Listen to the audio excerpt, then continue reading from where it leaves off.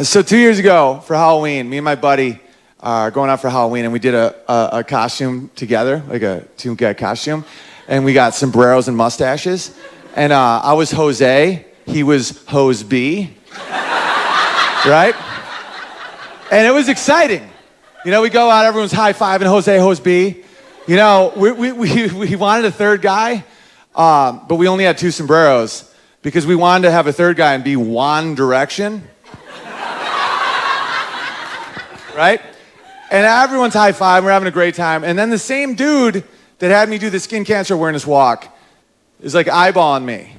And I'm like, what's wrong with this guy? And he comes over and he's like, excuse me. And I'm like, you talking to Jose or Hose B? Because we're in character.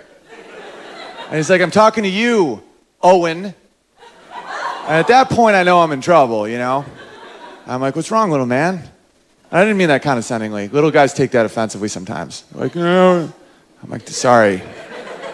What's wrong, small man? And he's like, you're wearing a sombrero. I'm like, yeah, that's what Jose wears. So does Hose B. Would you like to be in One Direction?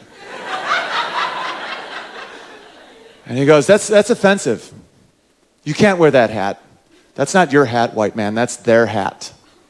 I'm like, the hell are you talking about, dude? He goes, that's cultural appropriation. And I didn't know what that meant because I'm fun to be around.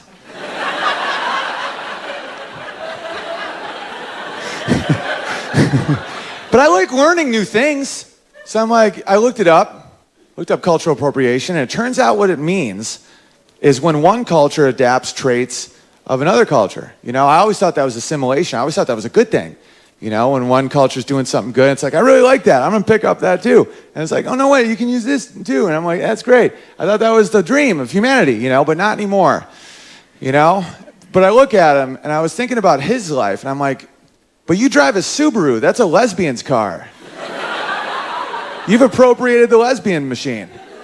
He's like, that's not funny. I'm like, I'm literally not trying to be funny.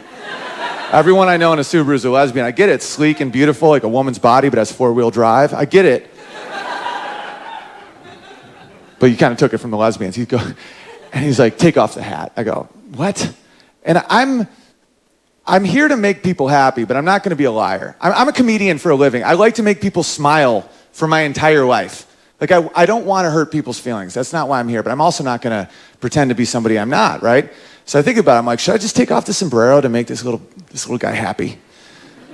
And I'm like, no, I'm not. I'm going to stand up right now because if anybody needs this big sombrero, it's the whites. Because we're white. And the sun is not our amigo. And I know England knows all about that. We have white skin. We need a big hat, right? And this is why life is so funny. This is why cultural appropriation is a good thing and a needed thing, because the whitest, pastiest people on the planet, historically, have the smallest hats. And I think we all know who I'm talking about. The Jews. Jews have almost no hat. It looks like a joke. It's called a yarmulke. It barely covers a small bald spot. It looks like a swim cap for kittens. But these people are very white, and then these Mexicans with this beautiful brown skin have this giant brim, and I'm thinking in my head, I'm like, what we need is to sit down Mexicans and Jews and have them agree to switch hats. And that is how we cure skin cancer. Thank you. Thank you very much.